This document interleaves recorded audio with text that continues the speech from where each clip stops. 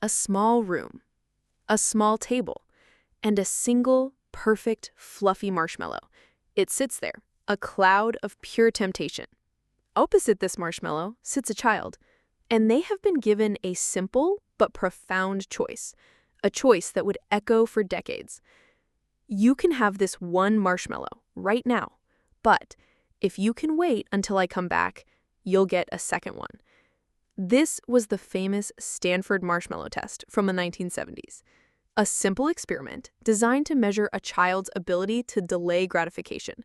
The results were stunning. The researchers followed these children for years, and the two marshmallow kids, the ones who could wait, they seemed to win at life. They had higher test scores, better health outcomes, and more successful careers. The lesson seemed clear. Willpower is destiny. Patience is a superpower. End of story, right? Wrong. Because science did what science does best. It kept watching. It asked a better question. And 50 years later, the story of the marshmallow is not what we thought. It's not just about willpower. It's about something much more important: trust. A new study recreated the test with a crucial twist. Before the marshmallow, the researcher made another promise to the child. They said, "You can use these old crayons, or if you can wait, I'll go get a brand new amazing art set." For half the kids, the researcher kept their promise and came back with the amazing new art set.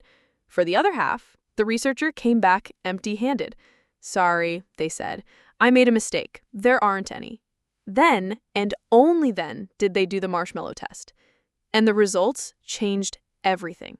The kids from the reliable group, whose trust was rewarded, they waited on average 4 times longer than the other group. The kids from the unreliable group, most of them ate the marshmallow almost immediately.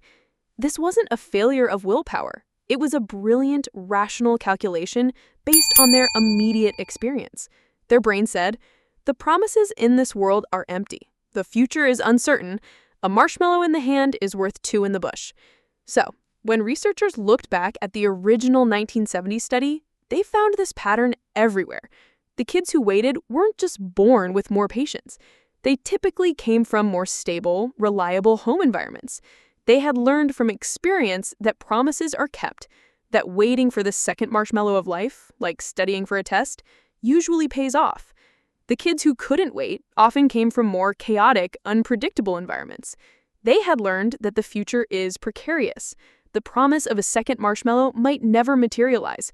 So you better take what you can get right now, right? So the 50-year lesson is this: patience doesn't just come from within. It is built by the world around us. And this explains so much about our own adult lives. Why do we impulse spend, quit our diets, or procrastinate on big projects? Maybe it's not a personal failing. Maybe we're just living in an unreliable world. We've been taught by past experience, broken promises, failed plans, that the future we're working towards might not arrive. So we eat the marshmallow now. The solution, then, isn't just to scream at yourself to have more willpower. That's like telling the child in the unreliable world to just trust more. It doesn't work. The solution is to change the experiment. It is to start creating a reliable world for yourself, one promise at a time. You have to become your own reliable researcher. You start by making tiny, unbreakable promises to yourself. I will walk for 2 minutes today. Not an hour, 2 minutes. Then you do it. You deliver the new art set. You build evidence that when you make a promise, the future delivers. Each kept promise is a cookie in your jar of self-trust, making it easier to wait for the bigger payoffs later. Second, make the future second marshmallow as real as possible. Don't just save money. Create a visual goal, a picture of the trip you're saving for. And third, control your environment. Don't just resist the marshmallow, move it out of sight. Make the good, long-term choice the easy default choice. So, did patience pay off? Yes, but the story is more hopeful than we thought.